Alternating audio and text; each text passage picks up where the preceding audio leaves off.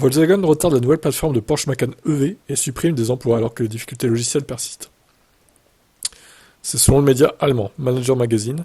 Enfin, un magazine allemand qui est prononçable. Le conseil d'administration a approuvé le plan lors d'une réunion cette semaine. Comme indiqué, les suppressions d'emplois dans l'unité logicielle devraient commencer l'année prochaine et se prolonger jusqu'à fin 2025, citant les principaux dirigeants du groupe Volkswagen. Le nouveau logiciel 1.2 de Volkswagen, qui devrait faire ses débuts sur les nouveaux Porsche Macan EV et Audi Q6 Citroën, est retardé de 16 à 18 semaines. Entre-temps, la plateforme 2.0 à grande échelle est entièrement redéveloppée. La plateforme de nouvelle génération, qui devrait être déployée en 2025, devrait améliorer considérablement l'efficacité en unifiant les piles logicielles. La plateforme SSP de Volkswagen, qui était prévue comme l'épine dorsale unique du futur, est également repoussée. La plateforme SSP devrait réduire les coûts, permettant ainsi une marge comparable à celle de ses homologues alimentés au gaz. Même si le plan doit encore être approuvé par le comité d'entreprise qui a négocié des garanties d'emploi jusqu'à mi-2025, le rapport suggère que les difficultés logicielles de Volkswagen se poursuivent.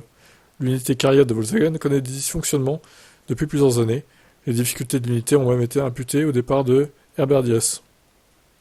Diess a créé Cariad en 2020 pour concurrencer Tesla et faire progresser le logiciel pour véhicules électriques de Volkswagen. Cependant, une mauvaise exécution a entraîné des lancements retardés, comme le Porsche Macan EV et des déploiements de buggy. Oliver Blume, qui a pris la direction de Volkswagen en septembre dernier, s'est donné comme priorité de redresser la situation, mais les difficultés de l'unité continuent.